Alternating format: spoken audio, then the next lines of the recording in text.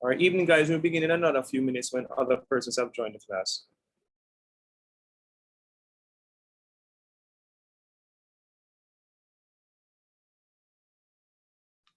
Okay, sir. Good evening.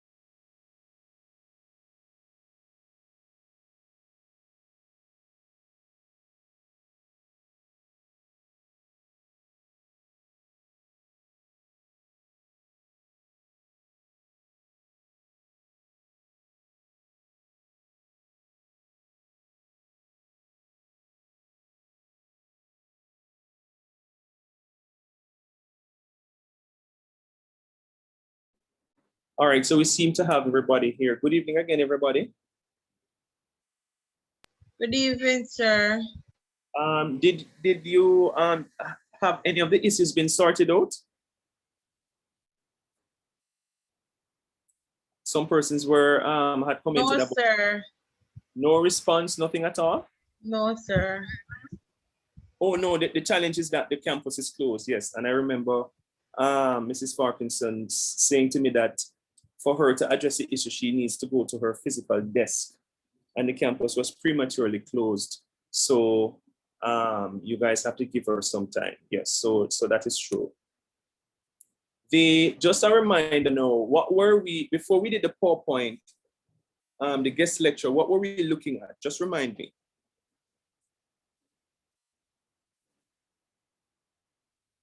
Said with the guest lecturer?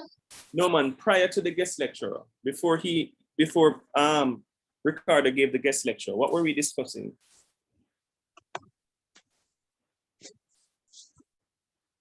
Scrolling through my book, hold on, sir. Okay.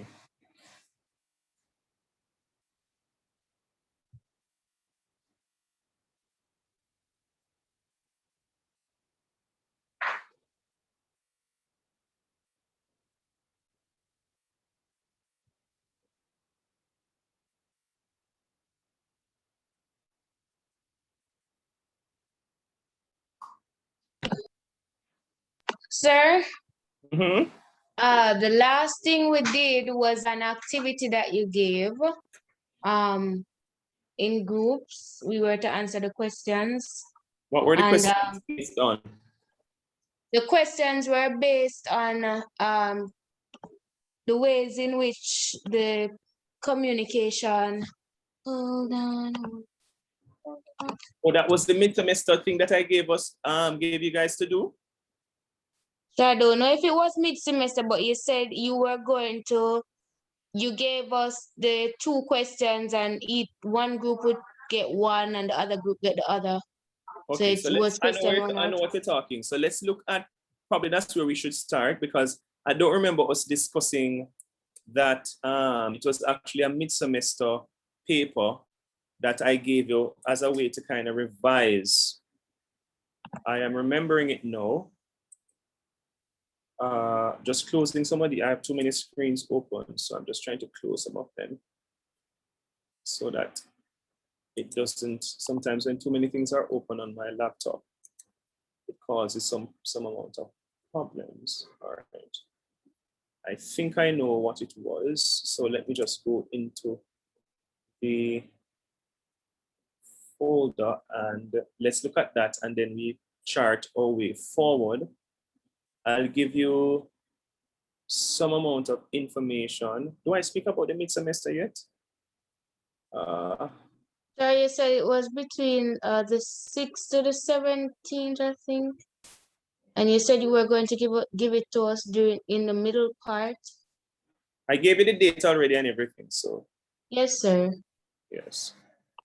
All right, so let's share screen. I think this is the, oh, don't optimize. Oh, that's what Kurt said, don't optimize. Are you seeing my screen? Yes, sir. All right, so Georgia, read this for me. Read the case scenario, and then somebody else will read the other one. Okay. All right, so Simone Black, Assistant Creditor Manager of Caribbean Incorporation, arrives at the office in a happy mood. It is a sunny Monday morning, and she is returning from a well-earned vacation. The Black family really enjoyed its vacation. And on this Monday, as Simone opened the office door, all seemed right with the world. Simone greets a co-worker, Michael Biggs, with a bright smile. Biggs, however, frowns. Sorry about the bad news, Simone. Bad news? It's too nice a day for bad news. Well, I don't believe it. Simone, let me know if I can help, says Biggs as he hurried away. Sensing that this happy Monday has changed suddenly into a disaster, Simone hastily picks up a telephone and calls home. Everything's all right there? Simone asked. She's reassured by a familiar voice. Everything's fine. I'm a little late leaving for work this morning. That's all. Why, dear Simone? What's wrong? At that instant, Biggs re-entered the office. Simone ends the telephone conversation abruptly with, "Don't worry, we'll talk about it tonight." Simone hangs up the telephone and the enquiries of Biggs. "What is this all about? What's this all about?" "Pottinger wants to see you," was the reply. Anxiously, Simone rushes to the suite of John W. Pottinger, Vice President for Human Resource. Pottinger's receptionist says mournfully, "I am truly sorry about this thing. Go right in, please." Simone opens the door to John's private office. "Come in, Simone." "Shut the door. Please sit down." "What is it, JW?" Pottinger pushes back his chair resignedly and says, "I'll come right to the point. This company can't have credit executives who don't pay their own bills." Blood rushes to Simone's perspiring face as Pottinger continues. "While you were on vacation, Simone, your secretary was assigned to another office for a few days. A temporary replacement handled your incoming mail during that time." "So what?" "One of the incoming letters wasn't routine, Simone. The envelope it came in was marked personal or confidential, and the message was, well, it is an ultimatum from one of your creditors demanding payment for a long overdue bill, a very large bill, I believe." Pottinger reaches into a desk drawer and tosses the letter to Simone, who silently reads it and glares at Pottinger. There is a long, painful silence before Simone finally says, "You'll get another letter this afternoon, my resignation, and that creditor may not be the only one who is sued." "Calm down, Simone. If it's only a matter of miscommunication." "Only miscommunication? Do you want to see receipts and canceled checks proving I paid my bills? The ultimatum shouldn't have been sent to me, especially without a personal or confidential notation on it. And why did an unauthorized person open my mail, read it, feed the grapevine with false information about me? I thought people were logical. I thought you were ethical. Why did all of you believe what is untrue? Why?" repeats Pottinger thoughtfully as he paced the floor and scratched his head. "Why?" Okay, thank you so very much for reading the passage. That was wonderfully done. So let's go through the questions now. So who are the people in the case who contributed to miscommunication and how? So let us first answer the first part of the question. Who are the persons in the case who contributed to miscommunication? I am listening. Sir, that is Mr. Pottinger, the receptionist, the new secretary, the replacement, and Mr. Biggs. Okay, all right. How did they contribute to the miscommunication?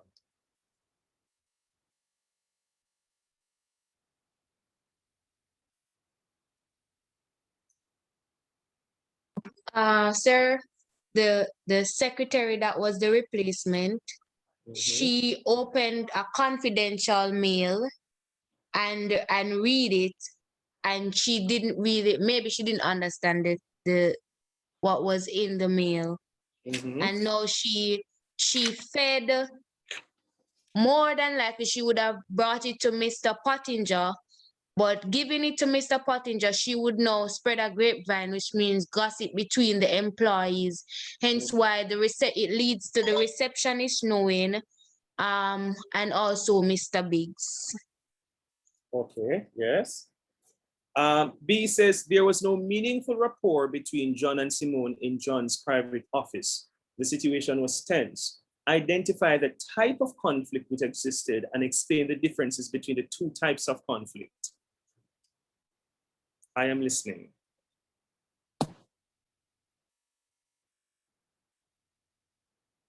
There are several, Georgette.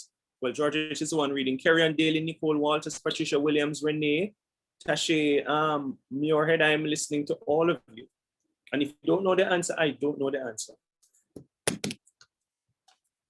So I'm listening.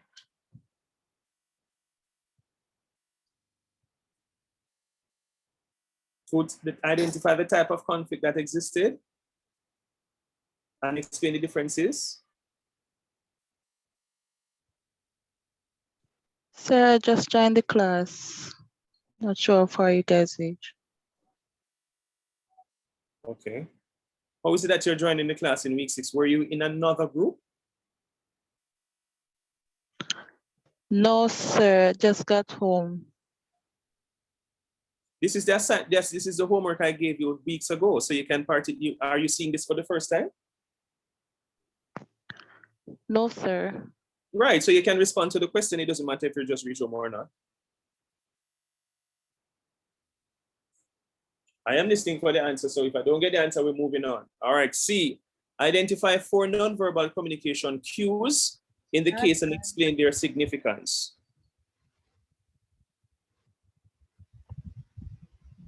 Sir? Yes. For nonverbal cues would have been the bright smile that Simone gave, which would mean that she's having a happy time, she's elated, you know, her day is going fine. The another one is Mr. Big's frown, which means that something is not right. He's displeased or unhappy about about a specific situation. Yes. Let me see. Simone's glares. The glare that she gave, which means that even though she was unhappy, she was upset for the fact that, you know, this man is not, he's feeding misinformation when that is not the case that happened. So the glare would have shown that she was misinformation or disinformation. So misinformation is when you have sent information by error. But disinformation is when you're deliberately just like Trump, you're deliberately sending false information with the intention to hurt. Yes, sir. So it's disinformation, which means this would have spoiled her reputation to say that she's a credit officer and she's owing a lot of bills. So the glare would mean that she's quite upset. And another one would have been the scratching of Mr. Pottinger's head. This would say Mr. Pottinger scratched his head because, you know, he thought that the information was this way, but instead when he found out the truth, he realized that he can get into a lot of trouble. So he scratches his head to really think about what he had really done. Okay. All right. So I think you're going 4, right? Yes, sir. All right. Moving on. D, identify. I hate when they ask these double-barrel questions. Identify and explain the main barrier to communication portrayed in this case.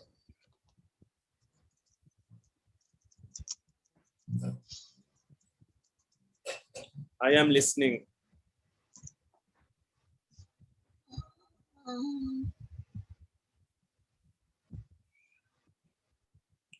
All right, no, but any explain the main barrier to communication portrayed in the case? Sir, we can try. Communication. Sir, communication style is one of the main It barriers. never said one of, it said the main. It said The way in which they communicated, it have been the communication styles. So communication style is one of the barriers? Yes, sir. All right. Anybody else? I'm not saying you're wrong or right. I'm just asking for other perspective. Sir, expectation and discrepancy. You said and. It says explain Expectation. the main, which means it's singular. Expectation, sir. You're asking me or you're telling me? Sir, I'm telling you. All right, explain it for me then. Sir, it would result from the conflict between multiple sides within the same situation. Whereas Mr. Pottinger is her boss, in which Simone would have been looking up to him as her boss, and certain things that should be held confidential, he would have kept it confidential. As you can see in the passage, sir, it says when Simone was saying, I thought people were logical and I thought you were ethical.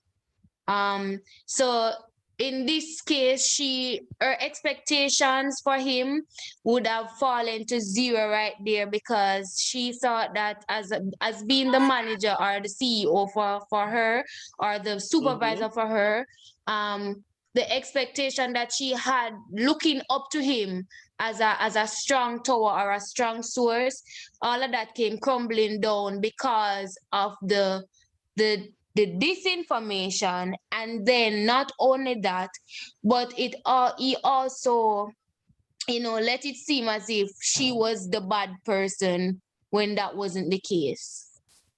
All right. Yeah, listen. Question 2. We need another reader.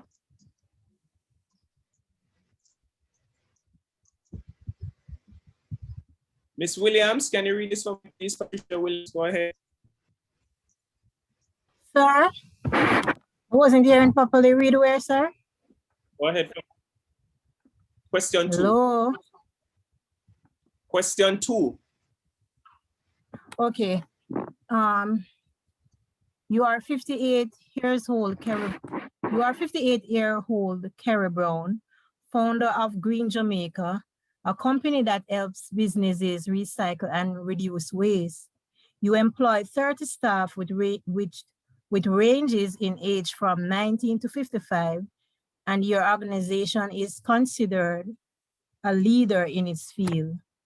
To your dismay, your 25-year-old client manager, Lee Dawala, has been performing poorly in his role during the past 4 months. Thanks, sir, because it was a bit, where am I? When he was hired 1 year ago, he was a model employee. He displayed initiative, had a great work ethic, interact well with his peers, and excelled at working with clients. Now he seems to take his role and the company for granted and has a poor attitude. Staff, particularly those who have given at least 30 or more years of service, have complained that he is rude. For example, he rarely speaks directly to them, but insists on using the email or WhatsApp group as his main form of communication. He acts annoyed when he is interrupted at work or asks for advice. Oh. All right. And at meetings, he frequently does not participate fully and often responds responds with an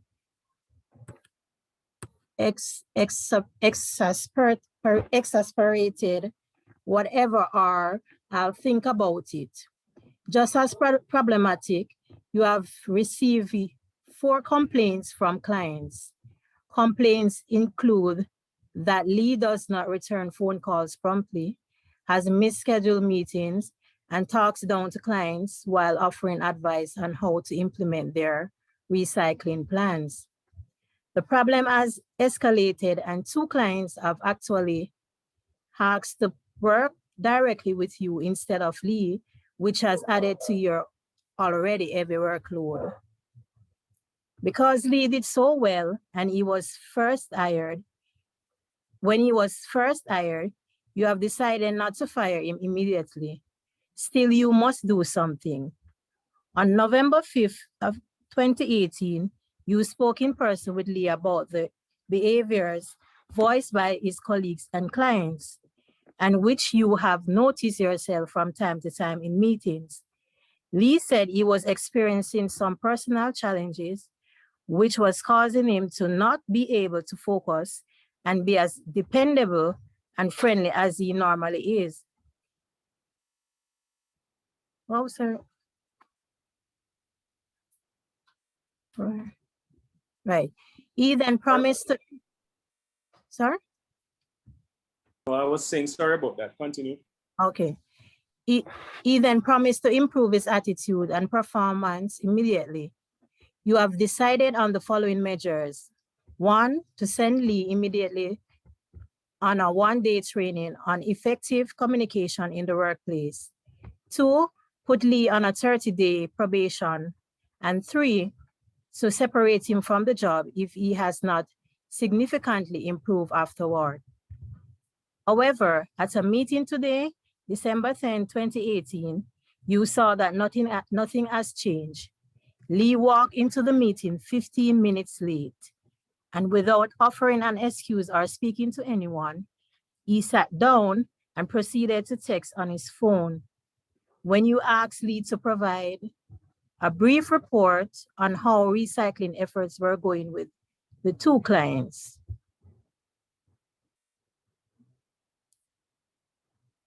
he just responded. Yes, go ahead. He just responded, they are both doing fine. He then said he needed to take a personal call and never returned to the meeting. After the meeting, on your way to find Lee, you receive a call from your biggest client, a grocery store chain owner. The owner was calling to see if Lee was still working there because he missed a meeting last week and had not returned phone calls. All right, thank you very much. So let's look at the questions now. First question. Communication challenges abound in all workplaces. Identify 3 communication challenges / barriers that clients and or staff face when dealing with Lee Dawala. I am listening.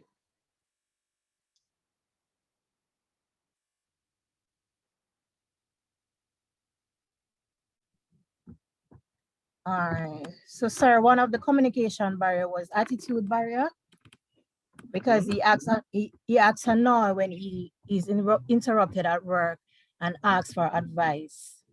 He frequently does not participate in meetings and often responds with exasperated, like whatever. But remember, when you're answering, one caution for you, because I would have probably not given you the mark if you take large chunks of the passage in your answer, I'm going to not give you the mark. You must put it in your own words. Okay. Oh, okay. Yes, because that tells me you understand the passage. But if you're just lifting large chunks, it means that you're not so sure. All right. Oh, so in order for me to be sure that you are sure, you just put it in your own words. Okay. Okay then, sir. Yes. So you mentioned attitude. Anything else? Another one was emotional barrier. Emotional, you said? Right, sir. Yes. Did they only ask you to identify, right? And what's the third one? The third one was organizational structure. All right. So you think the organizational structure was a barrier? I think so. But it says when dealing with so communication abounds. So what about identify 3 communication challenges that clients face when dealing with leader walla or when Oh, right, so it clients. wouldn't be Well, that would organization have been right. because it's staff, it's clients and or staff, you know, so you can say speak about staff and leave it at that, or if you want to say staff, or if you want to speak about clients and leave it at that, or if you want to give 1 or 2 on clients and 1 on staff, because it's 3 marks. It's clearly is 1 mark per barrier or challenge. Okay. So what's the third one? The third one is not organizational, and I'm asking the question not just to Miss Williams, but to the entire class, because this is something that I gave you weeks ago, and it could be a mid-semester paper. So I'm listening, and if you have nothing to say, I have nothing to say. Sir, withdraw is one of the barrier. So withdraw, explain what you mean by that.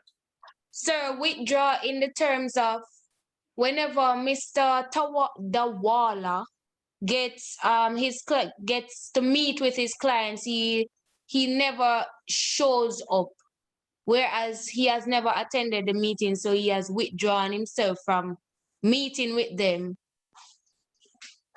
All right, let's look at number B. Suggest 3 ways in which the communication challenges between leader walla and clients and or staff may be resolved.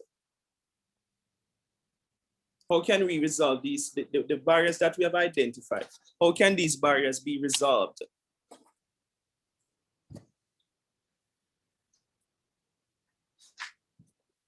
Sir, with the withdraw barrier, it can be resolved by Mr. Lee changing his attitude and become more friendly, causing him to meet with his clients and actually attain a interpersonal relationship with them. All right, what are the other 2 resolutions? Sir, emotional barrier, as Miss Williams said, for the emotional barrier, if it is that he's going through a bad time, because we all do, Mr. Dawala could have called in to state that, you know, he's unhappy or something went wrong. So he's maybe taking 2 hours to cool off or even ask for the day, depending on how bad the situation is. And then he would return to work with being in a better mood. And this way, it will not allow persons to feel as if he is unwelcoming. Okay. Olivia, what What's was your the first third? one?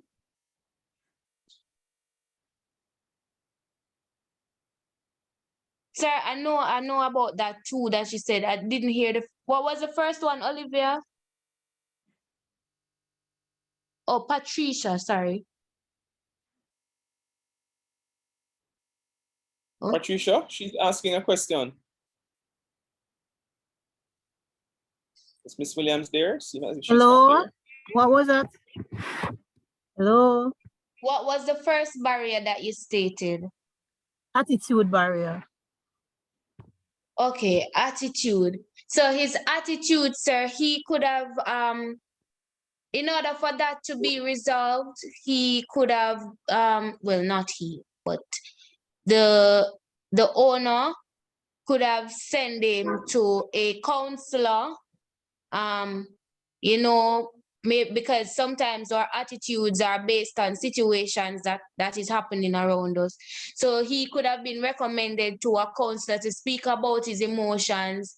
In this way, he would be able to interact better with persons.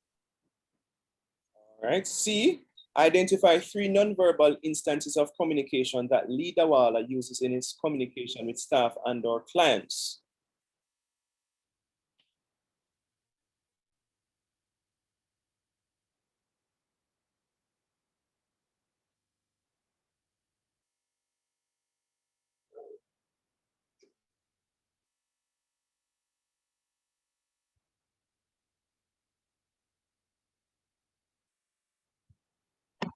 Identify.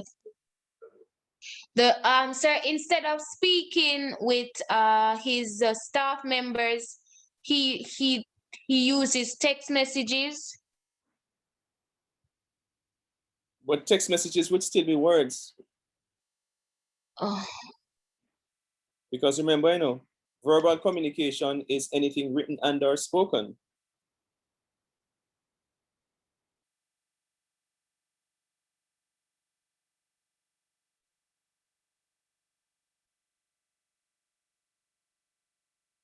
sir, is it possible that you could scroll up a little? Remember, you're supposed to have the answers in your book, people. Remember, this is something that you got for homework. No, sir, remember, you gave us in groups and each group was to do either question 1 or 2. My group got question 1. And so the other group should be talking, and some persons are very silent because what they do, they come to the class and all they want is information, but they have nothing to contribute, and it's not going to happen. So I'm listening. Okay, sir, I'm looking to see if I find it.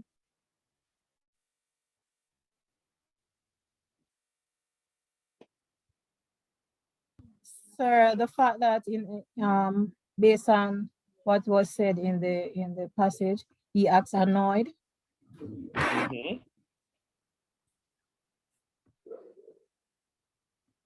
Anything else? Because I think it asks about 3.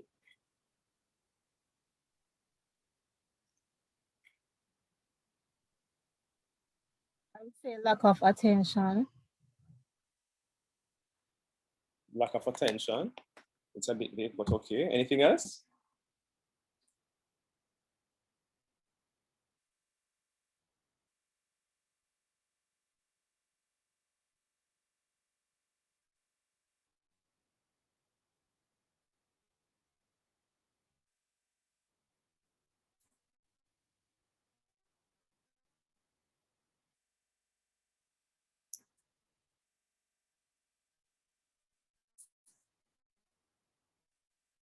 What's the third non-verbal instance of communication? All right, so we don't know. Moving on. Can't lose this paper. D. I don't call it. It must be unstable. Comment on these actions. Comment on these, or there's a comment on these actions in C above. I think it's comment on how these actions in C above contributed or did not contribute to the 4 main goals of business communication.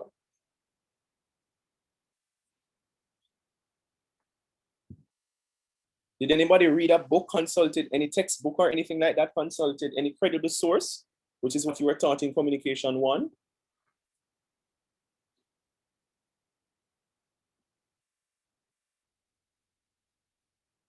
I am listening. I don't hear any sound, so I don't know. Sir, I have a book, but it is from my doing CAFE in communication studies. And at this, we're not supposed to be using high school books. Repeat, sir? At this level, you're not supposed to be using high school books.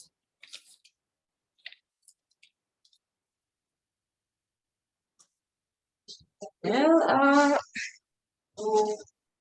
it's an old one, I guess. I guess it's not valuable then because it is Contemporary Business Communication, 2nd edition.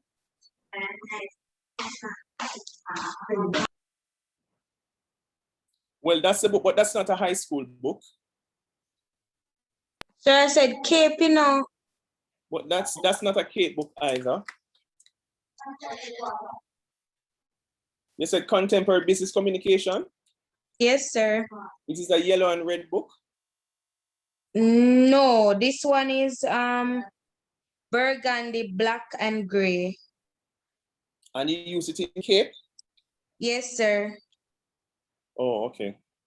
Well, the course itself needs upgrading. All right, moving on, because the persons who are in group 2, they're not saying anything. So Mr. Clark, oh, Mr. Jamil, Yes, sir. Are you ready for your presentation? Because I've entered the grades for the other person. So talk to me. Jahim. Yes, sir. Good afternoon. Good Yes. evening. Are you ready for your presentation, sir? So I'm just coming on presentation. Say that again. So I just came in. What presentation are you talking about? The presentation that you should have done in the last class. What do you mean by what presentation I'm talking about? The one that everybody did in the last class, and I told you that you're supposed to come prepared to do it in this class. And you even emailed me and you asked me about the link, and I sent you the link and all of that. You were added to the WhatsApp group. So if you're not ready to prepare, just tell me, say, sir, we not have the presentation. Let me just move on. We not have to argue over it. All right. On the presentation. Do you have the presentation or you don't have the presentation? No. Okay. All right. Fair enough. All right. So moving on. One of the things that I want you to identify at least three ethical issues or three ethical concerns in business communication. So identify, I'm putting it in the chat, identify at least three, let me call it ethical concerns in business communication. Three ethical concerns in business communication. Let me put you in 3 groups. And then we come back and we have the discussion about some of the ethical issues in business communication, okay? Hello? Yes, sir. Okay. I'm giving you 10 minutes.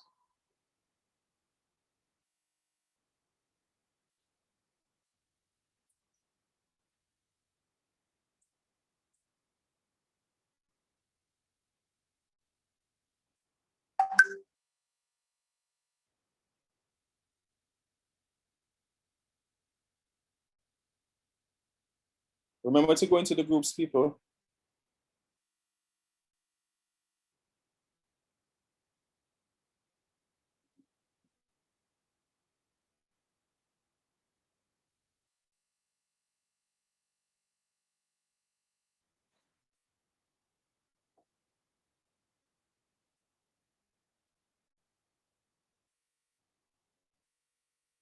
Please go into the groups. There are 3 persons who are not in a group. Now 2. Jahim, go into the group for me, please. You're in room 2, as well as Tony and Hyman.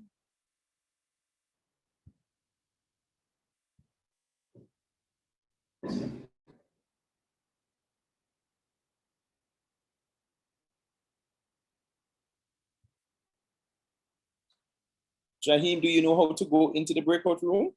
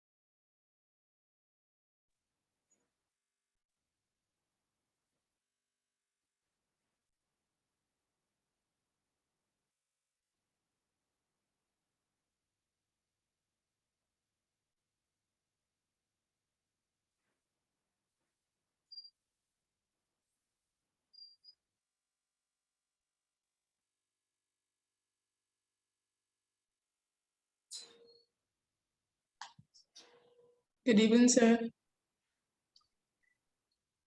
Good evening. I am just joining. What are we doing today? They are in the breakout Saturday. room, so you just hold on until they're finished, then you'll find out, okay? Okay, sir.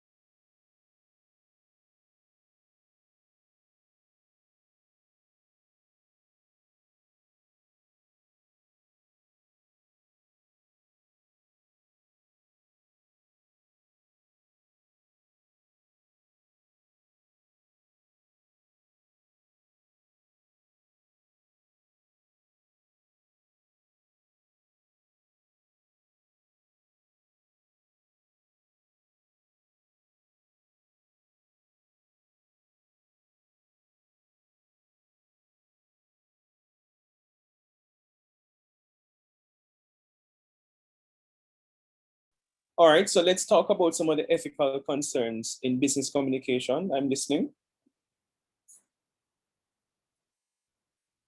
What were some of the ethical concerns you identified? So diversity. What do you mean by that? So in diversity, in a nutshell, it is basically saying that there is within a workplace, there is a pool of persons coming from all walks of life, different aspects. We have to look on their nationality, their gender, their race. We have to look on if it is that they are disabled. So with this said, with diversity, what we have to do now is find a way in order to let everybody live as one and find measures to implement, such as training sessions, to allow everyone to understand who is who, and without anybody feeling disrespected or offended, so everybody can live in a peaceful and work in a peaceful environment, in a nutshell. All right, anybody else? Ethical concerns? So the next one I identifies fundamental issues. So within a business, you know, the fundamental issues are paramount when it comes to integrity and trust. It is a commitment that must be made towards the business affairs. Therefore, in running a business, one has to ensure that customers and workers are treated fairly and with respect in order for the business to be successful. So if you're running a business and you're not treating your customers fairly, then your customers will take their business to other place, and you will lose. That won't be good for your business. Yeah, So but am I asking about business or am I asking about business communication, which is not necessarily what I'm hearing? It said ethical concerns in business communication, not in businesses, you know. In business communication, and remember, we spoke about what is business communication, and we went through the various ways of how businesses communicate and the various channels and platforms that they use. So I'm still not hearing what I think. First of all, what do you understand by ethical concerns, or even the concept of business ethics? What comes to mind when you hear ethical concerns?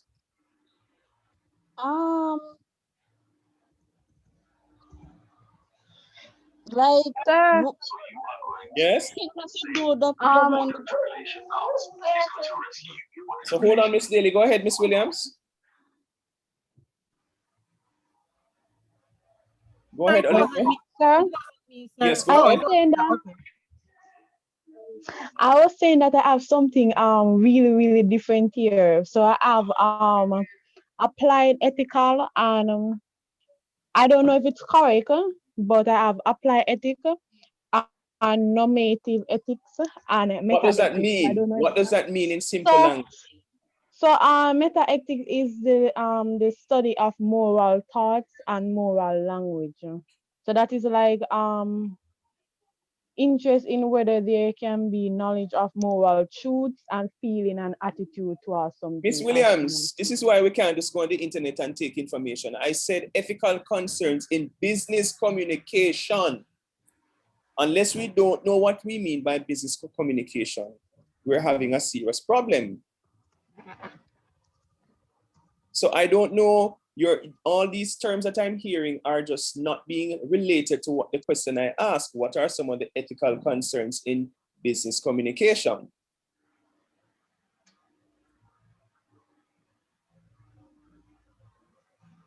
Anybody else? I'm listening. I would say is doing what is right as it relates to how we communicate in the business. Such as, you have to give us more granular. Be more specific than that. What do you give me an example? For example, sir, all right.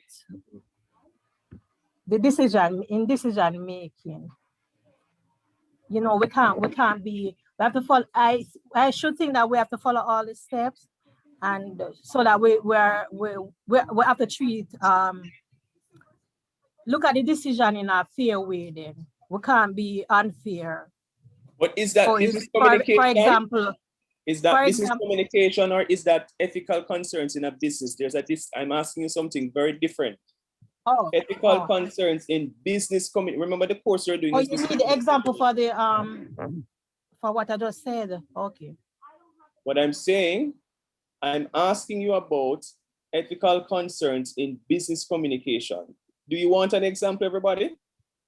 Yes, sir. Privacy. Yes, sir. I was just about to say confidentiality. Exactly. Talk to me about confidentiality. Yes, sir.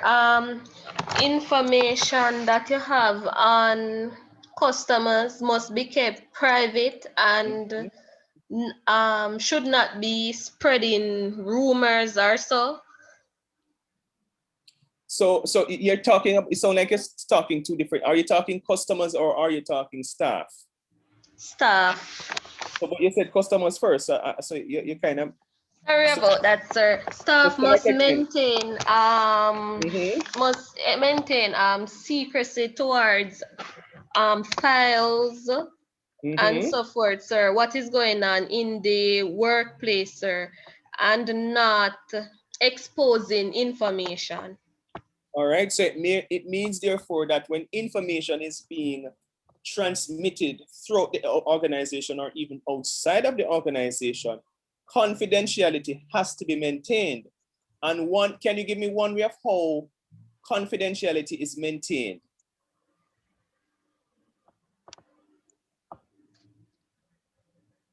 Sir, contracts, they have to sign clause, secret acts. So they have to sign, for example, non-disclosure agreements. Yes, sir. You have to sign non-disclosure agreements saying that when you receive sensitive information that you're not going to share it with anybody else. Yes, sir. Or you face the consequences. You face the consequences. Anything else? Truthfulness. What do you mean by that?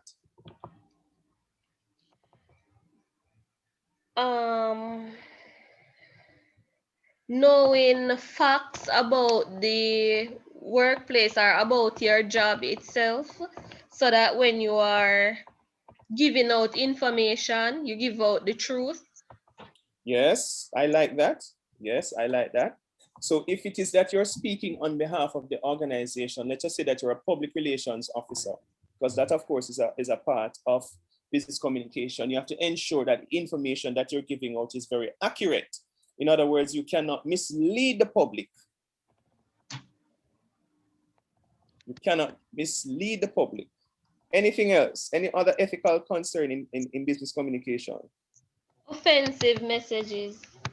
Say that again? Offensive messages. What about offensive messages? Talk to me.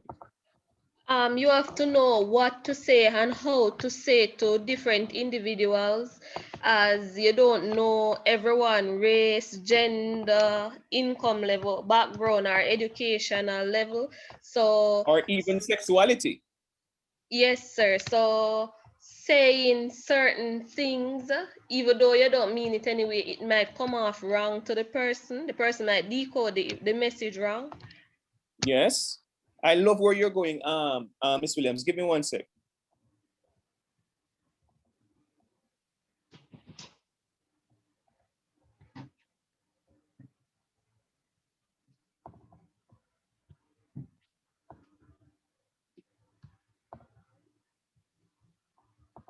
Hold on. Give me a few minutes, people. 1 sec.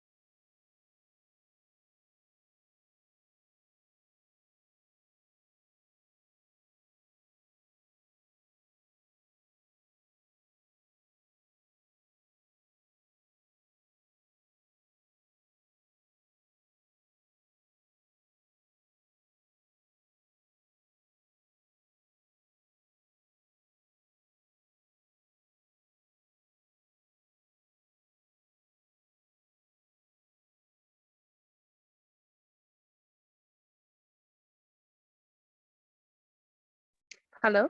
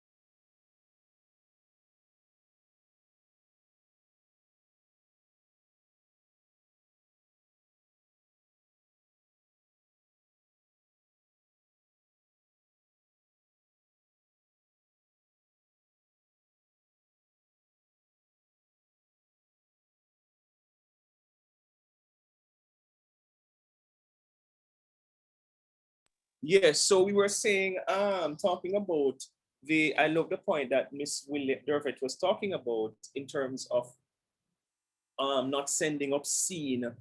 I think to some extent she was talking about being very sensitive in terms of the kinds of communication or the content of communication that you send to your colleagues. And especially if you work in a multicultural environment, you have to be very sensitive to people's races, their ethnicities, their religion, sometimes their sexual orientation, sometimes their political views, things like that. And especially if you work outside of Jamaica, that becomes even more important. And I can tell you, for example, I'm almost sure at Digicel is one of the companies, and unless I'm incorrect, I know, for example, they have a very strict policy against people attacking people because of their orientations. I know that they have that. In Canada, you know, in Jamaica, how we see Chinese and we say chung chung ching chung chung, and we make fun of them.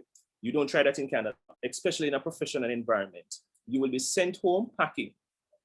You don't see people and make comments about Muslims being terrorists or things like that. You have to be very, very sensitive. Especially in myself, I teach a lot of students who are not native speakers of English. So they're from India, they're from China, they're from different parts of Asia. And you hear them talk a particular way. Sometimes they pronounce the words very strange. And you have to not be quote unquote Jamaican. You have to be very professional because you don't want persons to look at you now to say that you're being very unprofessional in terms of how you respond. So I like where you were going, Ms. Williams, in terms of those particular things, the kinds of information. Remember too about sexting and things like that. One.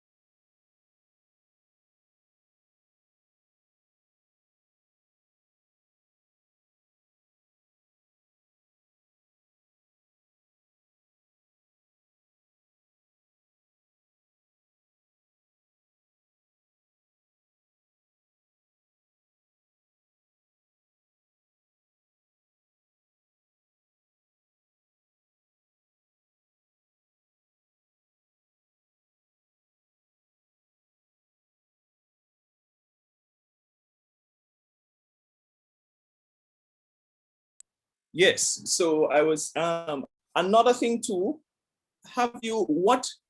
when you get professional emails, what do you see at the end of the email? What is usually at the end of especially from government entities and professional companies?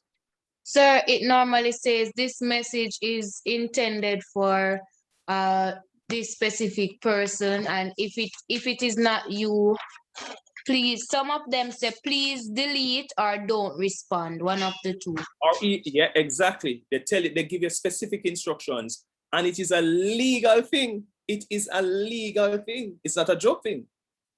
Because it could be that I send an email to Dervet Williams and her husband opens it, or her boyfriend opens it, or different concubines open it. Then of course, and then he for example, forwards it to himself or shares it with somebody else. One, he's not authorized to even open the email, because when, for example, this is why companies, they love when it says, like they would say, robin.clark@ECC. So it gives you the indication that this is a professional email or this is a business email. And this is why companies do not want persons to use their private emails, government or doing their professional duties, because there are legal implications and people can be sued and so forth. So these are some of the things that you have to bear in mind. Privacy, some people call it privacy, is very important in the workplace. There are times when you are privy to information, so sensitive information, because of your level. So let us say that at the executive level at Excelsior, I'm a part of the executive committee, and we discuss that a particular staff member, we think that the person's contract should not be renewed, or we think that the person should be fired or whatever. I am not authorized to leave the meeting now to go and share that information with persons who are not a part of the executive committee. All right, that actually has, it would be considered unethical to do those kinds of things. All right, the way you talk at work, the way you talk to people, the way you speak to people, the way you speak on the phone, things like that, those things have ethical implications, and it happens in the context of business communication. Some companies will tell you what you can include in an email versus what you cannot include in an email. All right, so I just wanted for you to be very mindful of that in terms of some of the ethical issues in business communication. Let us know, I'm almost sure, did we started talking about writing in the workplace? Did we look at that? Can you remind me if we spoke about writing in the workplace? No, sir. Writing on emails or just writing overall? Writing overall. No, sir. All right, so that's where we are. So let us listen to this.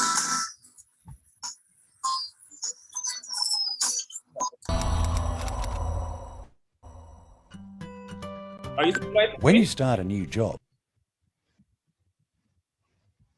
Are you guys seeing my screen? Yes, sir. Okay. You'll be expected to have good writing skills.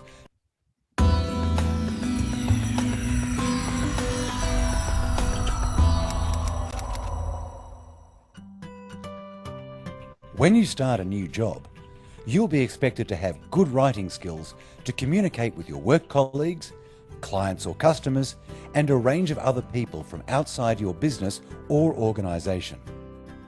The type of writing skills you need to do your work well will depend on your occupation, the task you are doing, and its purpose. Different forms of writing are required in different job situations. Some jobs require writing longer detailed documents where others expect you to fill in data or short pieces of information. In most workplaces, you'll be expected to write emails, fill in forms such as leave and accident forms, keep a diary or work schedule, and record information that is relevant to your job. In some workplaces, you may be expected to use handwriting, but in most jobs, you are now required to use a computer. Either way, your writing should make sense and carry a clear message. To convey information clearly, you will need to use words and expressions which are common in your field of work.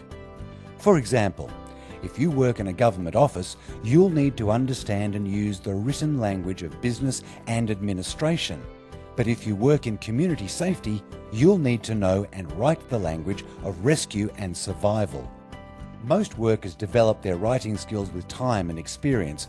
However, at all levels of work, you will need to write language appropriate to the reader. Who you are writing to and what you are writing about will affect the type of language you choose. You need to make good choices so that people understand you and your message. Poor writing skills can sometimes cause misunderstandings and create problems for you and your workplace.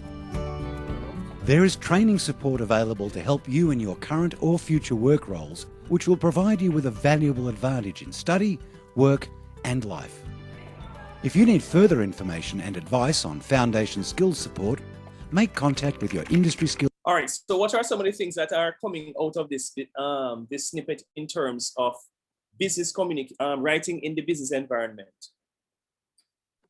Sir, it is saying that if it is that you are in a specific job requires a specific type of writing, if it is that you are in the medical field, then you are required to write a certain way.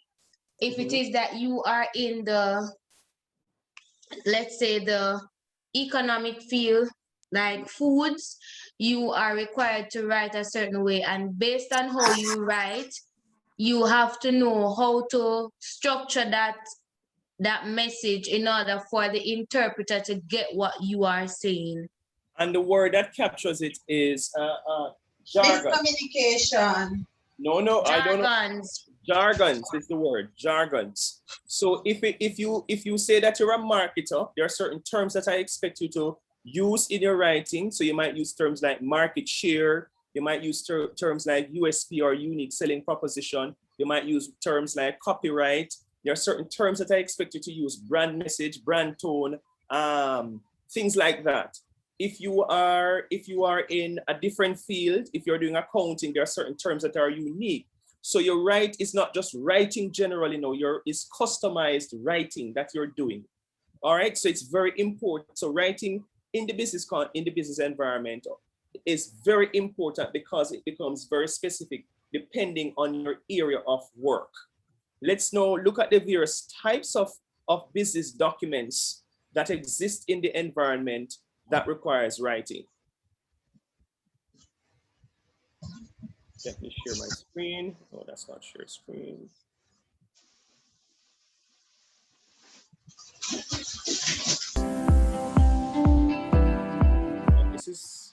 There is something. Sir? Yes? But another important aspect as well is it is like a process, because you won't get the writing style at one time. So it's something that you have to gradually do in order for it to become perfection. Well, true, but some people, if you get the proper training, then it won't be a challenge. You will learn, you'll always learn something new at work. But if you go through a program that you are properly trained, you will know, for example, how to write a short formal report or a formal report. You'll know how to write, like, for example, a press release if you're a trained journalist, things like that. Certain things you will come to the workplace knowing how to do. There's always room for learning something new, but for the most part, you would come to the workplace knowing certain things. What I want for you to write for me now, and from this now, are the various types of business documents that exist. Not the types, the various groups, not types. We're looking at the groups first. So I want for you to tell me the various groups of business documents that exist. Then we're going to look at the various types, because that is the next leg of the course. So please make note. Hi, this is Derek Hendricks, and today we're going to talk about business documents, specifically the types of business documents. Now, there are so many types of business documents that it's impossible to give you a list here. It would take quite a bit of time. So we've clustered them into genres, in other words, the groups of business documents, and this could be anything from a one-paragraph email to literally a 600-page report. Let's have a look at the types of business documents. Good. The first business document that we're going to look at here are business plans and goals. Now, the difference between a business plan and goals and other documents are that whenever you're busy writing a business plan, or you're busy devising goals, or whether you're writing a strategy, you are busy planning for the future. In other words, you are anticipating uncertain events. And the moment something is uncertain, it implies risk. So when you write a business document such as a business plan or a strategy or goals, you are estimating what the future would be like. You are predicting where this organization would be or where you are going. In other words, the thing that we deal with here is risk. Risk means that there's uncertainty. Therefore, when a business plan is submitted, it's going to require very detailed analysis and numbers, because numbers reduce risk. Therefore, any business plan without numbers is not a good business plan, because then you're not showing how you're going to reduce the risk. Mathematics takes away the uncertainty. So business plans are usually very numbered, very mathematical, very calculated. It needs to be precise. They always tell us that when you write goals, it should be smart, specific, measurable, achievable, realistic, time-bound. That reduces the risk. So business plans, strategic documents, goal writing, this is predicting an uncertain future, and therefore it's a different type of writing. It's a document where you need to prove that the future is going to become less risky through the plan that you are submitting. The second type of document that we're looking at, or genre of business documents, are accounting documents. Now, accounting documents, unlike plans and goals, accounting documents look at the past. Plans and goals look at the uncertain future. Therefore, plans and goals need to minimize the risk of future uncertainty, and accounting documents basically give a record of the past. As with business plans and goals, accounting documents have to be specific. We need to know that this is a reliable account of what has happened within this organization. Now, if you work with accounting documents, there are three basic concepts that you work with. One, assets, what are we worth? Two, liabilities, what do we owe people? And three, owner's equity. In other words, what is the owner's contribution towards this organization or company? So those three things always have to balance out in any accounting document. Mostly when you work with accounting documents, the thing that we are interested in is in income and expenses. What are we giving out and what are we getting in? If we are giving more money out than we're getting in, then we're in trouble. If we're getting more money in than we're giving out, then we're a profitable company. So accounting documents are very important. It's regulated through the accounting practices and various accounting boards. So there's a lot of rules and regulations about how to submit accounting documents, unlike with business plans and goals, where it's very much up to the creativity of the organization itself. The third genre that we look at is customer service documents. Now, customer service documents is there to give us a track record of how we deal with the customers and the customers deal with us. In other words, it gives us a record of our interaction with our customers. These could be in various forms. It could be things like customer service complaint forms or customer inquiries.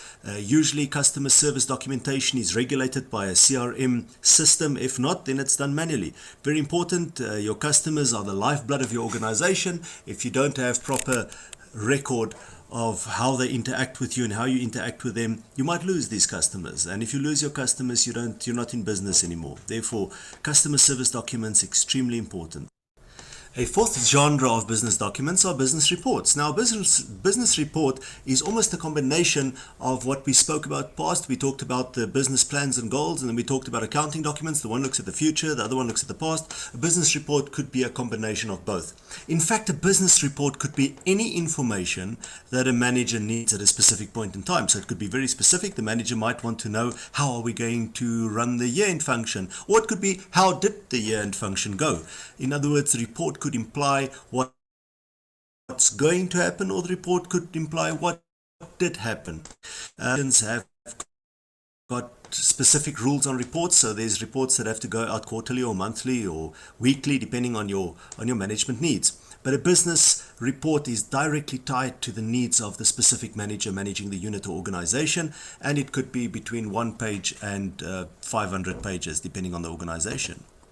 The fifth genre of business writing is operational documents. Now, operational documents are all the documentation that you need to run your day-to-day business activities. This could be a project plan, this could be an action program, this could be meeting minutes, it could be daily reports to the supervisor, everything that you need on a day-to-day basis to basically run the business and to keep track of how this business is run is an operational document. And there you've got your five main genres of business writing. All right, so in the what next are session, the major genres or groups of business documents?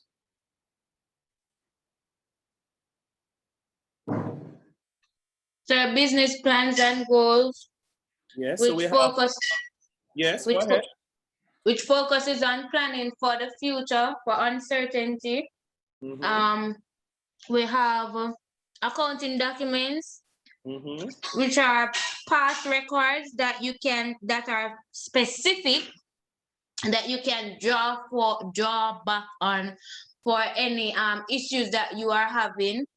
You have customer service document, which basically gives the record of the interaction between the customer and the business. You have business report, which is a combination of both the past and the present, and both the past and present issues. It can be 1 pages to 500 pages long, depending on the type of report that the manager wants. Also, we have operational documents, in which this is like a day-to-day activity based, maybe a weekly schedule that you will put up to complete a task, or it can be just the task that you set out to complete within the day. Okay, thank you so very much. All right, so I'm going to allow what's her name? Dervet Williams, go ahead with your presentation. Remember, time is of the essence, okay? Okay, sir. Shanice is sharing the screen. No, I don't have a screen to share. You have a computer? All right, let me try. Yeah, I'm on a phone. Sorry about that.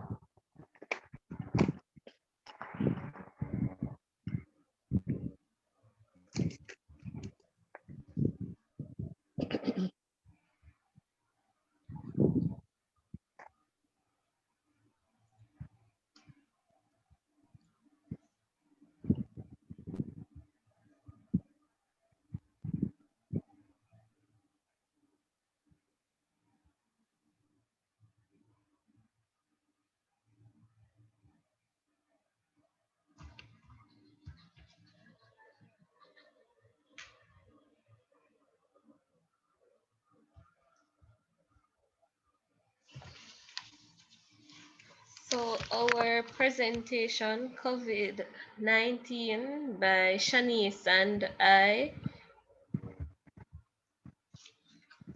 First, what is coronavirus? It is an infectious disease caused by a newly discovered coronavirus. The COVID-19 spreads primarily through droplets of saliva or discharge from the nose when an infected person coughs or sneezes. How is COVID-19 transmitted? COVID-19 spreads in a similar way to flu. When someone who has the COVID-19 coughs or exhale, they release droplets or infected fluid. People could catch COVID-19 by touching contaminated surfaces or objects and then touching their eyes, nose, or mouth. Simple ways to prevent the spread of COVID-19 in the workplaces. Make sure your workplaces are clean and hygienic by using disinfectant to disinfect surfaces and areas, as well as objects. Promote regular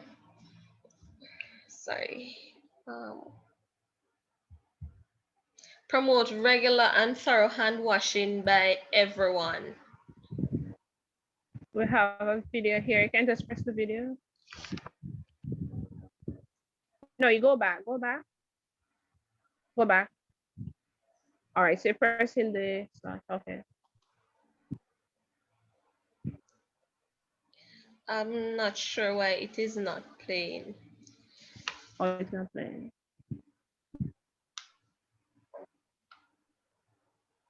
So we had a video here of a thorough how we're supposed to wash our hands. We got that from WHO, but I guess it's not playing. You can not sure why. And go back. promote good respiratory hygiene in the workplace, as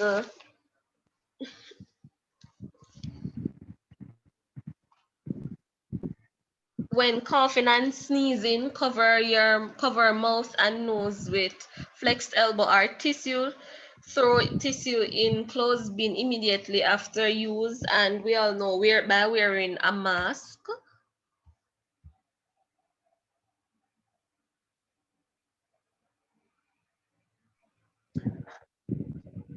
How to manage COVID-19 before meetings and events. So check the advice from the authorities in the community. Has the community that the meeting will be kept. You need to know if there is the concentration of COVID in that area, because you would want to keep a meeting in an area where COVID levels are high. Setting of the event, whether it be an indoor or outdoor event. For example, it's an indoor event, you need to make sure that you have proper ventilation of the area. The number of people that would be at the event. You don't want to have a high concentration of people, because that there will also lead to the spread of COVID, and from there, COVID will now be moving around. You need to make sure that persons are 6 feet apart and 2 arms length apart.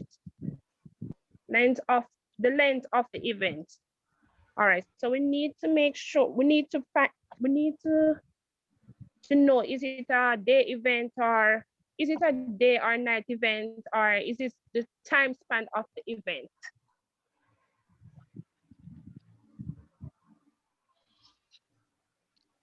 How to manage COVID-19 risks during meeting and events. Adjust the size of an event based on the ability of attendees. So this has to do with seating, where persons should be 6 feet apart and 2 arms length apart. Discourage attendees from greeting others with physical contact. It's a normal gesture in meetings for whether it be handshake or a hug. So we'll definitely discourage that kind of contact.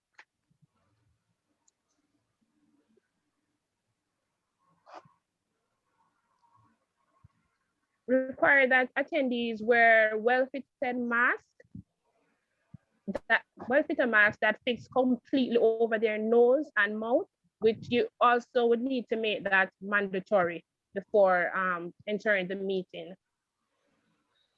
Also, it is also should require staff and attendees to wash hands frequently before and after meetings.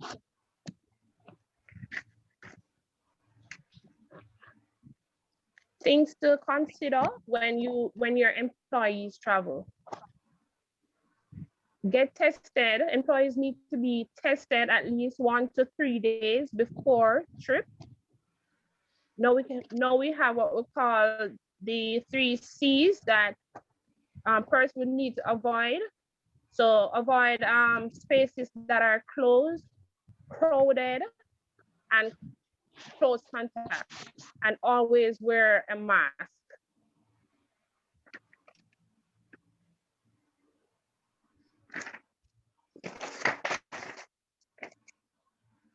Things to consider after you and your employees travel. So the first thing is to definitely get tested, and which we normally get tested before we normally board back on our flights. Let's skip. Wear mask, continue to wear mask. Continue to practice social distancing. And quarantine for at least 14 days. Getting your workplace ready during COVID-19. We had a video here, but it's not playing, of different workplace and how they go about preparing for COVID-19. So we had a gas station, we had banks, hospitals. Deborah, you want to try the video again? I'm still trying it, but it is not working. At the workplaces, the brochures are out to inform both customers and staff, as well as sanitizers are put in place at almost every corner so that persons could sanitize their hands regularly. And there are also security officers who are placed at doors that do the testing of the temperatures and also sanitize hands. You have 2 minutes.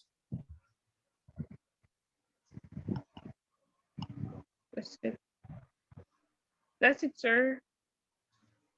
To stay informed, okay, the latest information from WHO on where COVID-19 is spreading. From where? WHO on where. Never ever say something like that as a college student. It's WHO, not from who? From WHO on where COVID-19 is spreading can be found in these links shared. Help to stop the spread of COVID-19 today. The end, sir. All right, thank you very much. Please ensure you email your presentation. All right, guys, I have another class. Yes, sir, will do. So okay. Enjoy the rest of your evening. Enjoy the Easter holiday. Thanks, sir. Same to you. And remember to observe the lockdown protocols. Let's call it that. Eat your bun and cheese. Don't put on any weight. So I see you next week, Wednesday. All right, sir. Take care. Enjoy your holidays. Yes. All right.